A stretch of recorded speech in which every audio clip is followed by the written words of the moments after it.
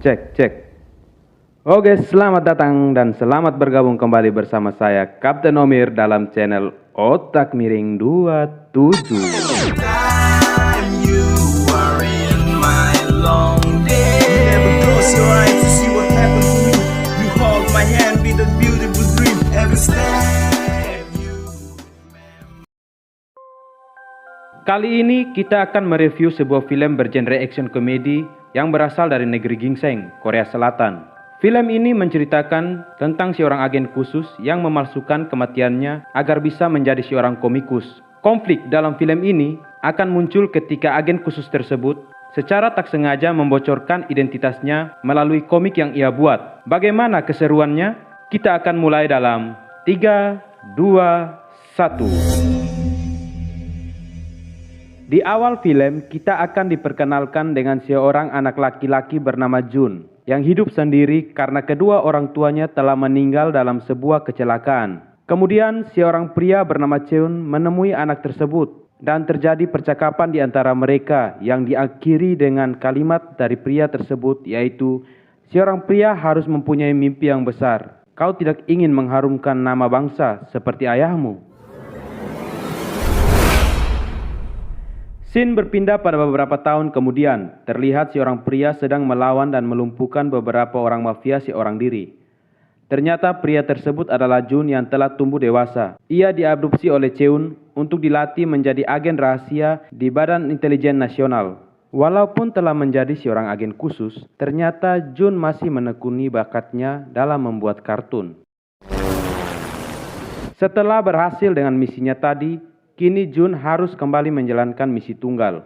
Terlihat Jun melompat dari helikopter, dan ketika ia sudah berada di udara dan akan membuka parasut, parasutnya tidak mau terbuka, dan Jun pun jatuh ke permukaan laut, dan ia pun dinyatakan tewas dalam misi tersebut. Scene berpindah, terlihat dalam penghormatan terakhir Cheon dan beberapa agen SHIELD menangisi dan memberi hormat kepada jenazah Jun yang sudah berada dalam peti. Di sana terlihat seorang anak laki-laki bernama Chul yang direkrut oleh Cheon turut hadir, dan anak laki-laki tersebut sangat mengidolakan agen Jun.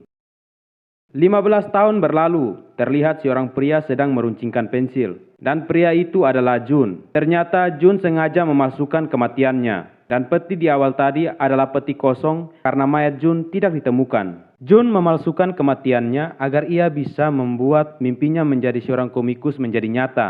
Bukannya sukses, justru nasibnya berbalik dari apa yang ia harapkan. Bahkan jauh dari kata sukses. Semua komik yang dibuat oleh Jun selalu gagal. Kini Jun memiliki seorang istri bernama Mina yang selalu memarahinya dan juga yang membiayai kehidupan sehari-hari. Dan Jun memiliki seorang putri bernama Kayong yang tidak bangga memiliki ayah seperti Jun. Tapi Jun sangat menyayangi istri dan anaknya. Jun kini hidup tidak seperti sebelumnya. Ia menyembunyikan jati dirinya. Ia bahkan sering dimarah dan dibuli oleh orang-orang di tempat kerjanya. Ketika ia marah dan ketika ingin membalas, ia selalu menahan dirinya. Karir Jun dalam membuat komik online selalu buruk. Semua komik yang dibuatnya selalu mendapat komentar yang jelek dari para pembaca. Hingga akhirnya anaknya menyarankannya agar membuat komik mengenai kehidupan Jun sendiri agar terasa lebih nyata. Namun Jun menolak karena ia ingin menyembunyikan jati dirinya dan menyembunyikan masa lalunya. Pada suatu malam ketika sedang mabuk, ia pun membaca kembali komentar-komentar mengenai komik online-nya. Dan semua komentar buruk. Dan hal itu membuatnya marah dan akhirnya ia pun membuat komik tentang kehidupannya di masa lalu. Pagi harinya ketika Jun terbangun, ia mendapat kabar dari istrinya bahwa komik yang ia buat semalaman mendapat komentar yang sangat bagus dan disukai banyak orang. Jun sangat kaget karena ia tidak berniat mempublikasikan komik yang ia buat semalam karena berisikan tentang kehidupannya di masa lalu dan berisikan informasi-informasi yang sangat rahasia. Jun bergegas ke kantor di mana editor dari komiknya bekerja. Jun berniat untuk membatalkan dan menghapus komik barunya itu. Tapi editor tersebut justru menolak permintaan Jun karena komik itu adalah komik pertama Jun yang masuk ke dalam rating dan booming di Korea Selatan. Karena Jun sangat mencintai istri dan anaknya, dan berniat membahagiakan istri dan anaknya, Jun pun mengambil keputusan dan mengambil resiko untuk melanjutkan cerita dari komik tersebut. Ketika diterbitkan, komiknya itu pun disukai banyak orang. Anak-anak maupun orang tua membaca komik tersebut. Bahkan, Jun pun memperoleh penghasilan besar dari komiknya itu.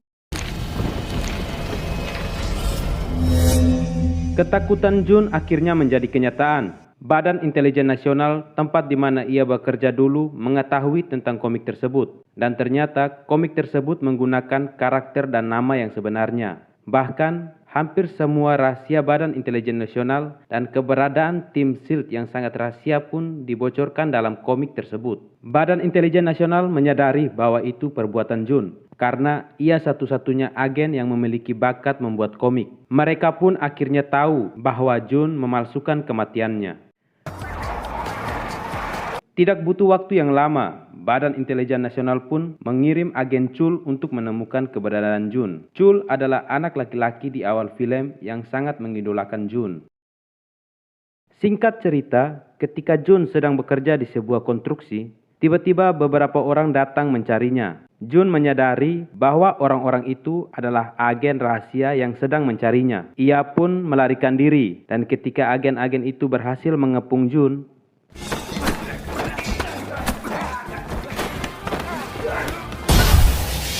Jun melumpuhkan satu persatu agen-agen itu. Jun melarikan diri menuju rumahnya. Ketika ia akan mempersiapkan barang-barang untuk kabur, beberapa agen pun menyergapnya dan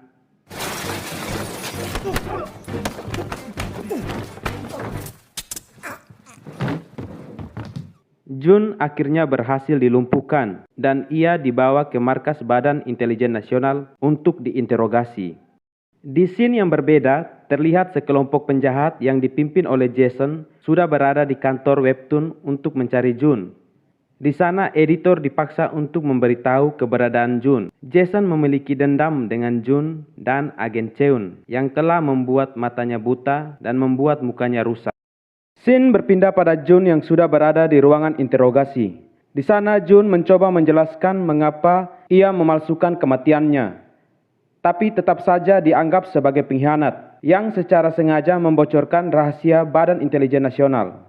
Saat masih berada dalam ruangan interogasi itu, tiba-tiba istri Jun menelpon, dan ketika diangkat, ternyata Jason yang menggunakan HP istri Jun. Jason telah menyandera istri Jun. Jason meminta Jun untuk membawa agen Cheun kepadanya jika ingin istri Jun selamat. Agar bisa menyelamatkan istrinya, Jun mencoba meloloskan diri dengan berpura-pura mengakui diri sebagai pengkhianat dan hanya akan terbuka dengan agen Cheun. Ketika agen Cheun menemui Jun berdua, tiba-tiba Jun pun menyandera agen Cheun dan mengancam akan membunuh agen Cheun jika tidak diberikan jalan untuk kabur. Jun berhasil kabur menggunakan mobil dan membawa agen Cheun bersamanya. Di dalam mobil, Jun menjelaskan kepada agen Cheun bahwa istrinya sedang disandra oleh seseorang yang ia tidak ketahui. Di saat yang bersamaan, semua agen pun diperintahkan untuk mengejar dan membunuh Jun. Karena Jun dibuntuti oleh banyak agen-agen, Jun diperintahkan oleh Jason untuk melumpuhkan agen-agen itu. Dan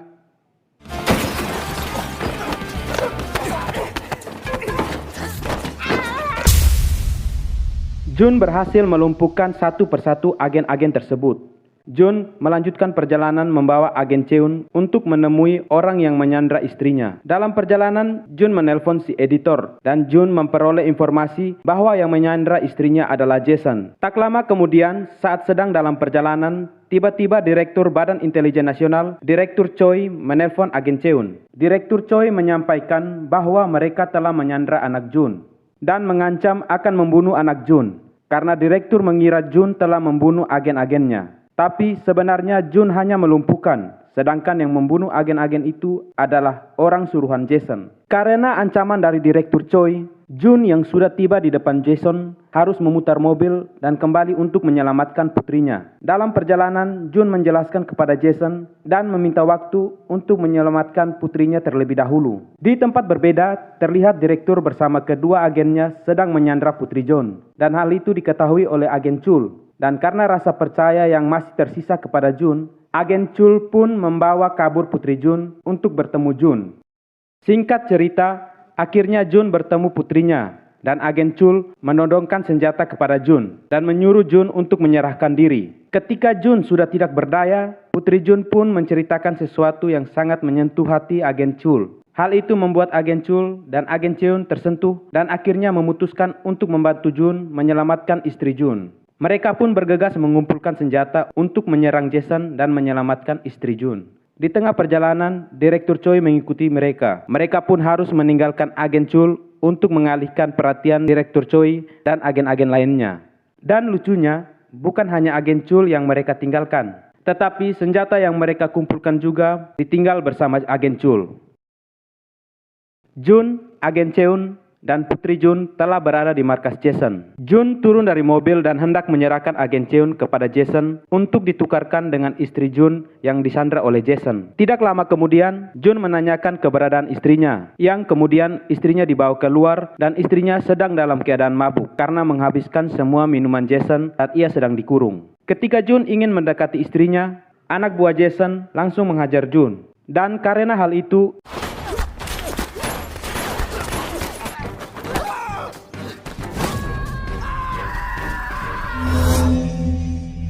ternyata semua aksi tersebut hanyalah imajinasi dari istri Jun yang sedang sangat mabuk. Setelah Jun bertemu istrinya, Jason menyuruh Jun untuk menyiksa Cheon seperti yang terjadi kepada Simon, adik Jason. Jun tidak bisa membantah, ia pun mengikuti perintah Jason. Tak lama kemudian, Direktur Choi dan agen Chul beserta yang lainnya menerobos ke dalam gudang tersebut dan Jason bersama komplotannya pun berhasil dilumpuhkan. Direktur Choi pun memanggil Jun karena Direktur Choi mengira Jun telah bekerja sama dengan Jason, menculik dan menyandra agen Cheon, dan membunuh beberapa agen rahasianya. Jun mencoba meyakinkan Direktur Choi, namun Direktur Choi tidak mempercayainya. Direktur Choi memerintahkan agen-agennya untuk menembak dan membunuh Jun. Hal itu membuat istri dan anak Jun sedih dan mencoba melindungi Jun. Dan ketika Jun menyerahkan diri untuk ditembak, tiba-tiba agen Chul tertembak dan syukurnya tembakan itu tidak membunuh agen Chul. Dan setelah kejadian itu, tiba-tiba satu persatu agen-agen dalam ruangan itu ditembak mati. Ternyata salah satu anak buah Jason yang telah menembaki agen-agen rahasia itu. Dan pada kesempatan itu, Jason mengambil senjata dan menembaki Jun. Kini keadaan telah berbalik. Jason telah kembali menguasai situasi dalam gudang itu. Jason dan komplotannya pun menyuruh semua agen berlutut dan akan segera dibunuh. Ketika Jason akan membunuh istri Jun terlebih dahulu, tiba-tiba Jun kembali terbangun. Ternyata Jun tidak mati karena ia menggunakan rompi anti peluru. Jun segera mengambil senjata dan membuat sebuah ledakan dan memanfaatkan keadaan yang sudah kacau itu, Jun menyelamatkan istri dan anaknya. Setelah itu, Jun meminta agen Cheon untuk mengeluarkan istri dan anaknya dari tempat itu. Kemudian Jun kembali beraksi.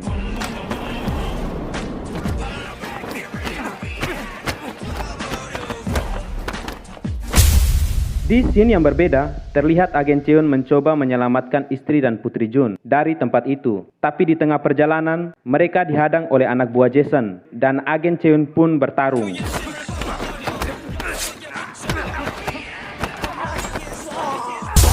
Agen Cheon berhasil melumpuhkan anak buah Jason tersebut. Scene kembali pada Jun. Saat yang lain masih bertarung, Jun melihat Jason melarikan diri. Jun segera mengejar Jason. Dan ternyata Jason sudah menunggu Jun dengan shotgun. Namun tembakan Jason meleset. Kemudian Jun dan Jason pun bertarung 1 lawan 1.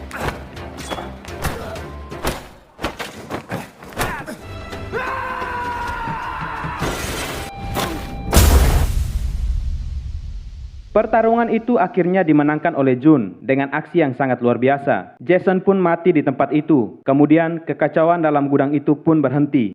Dan film pun...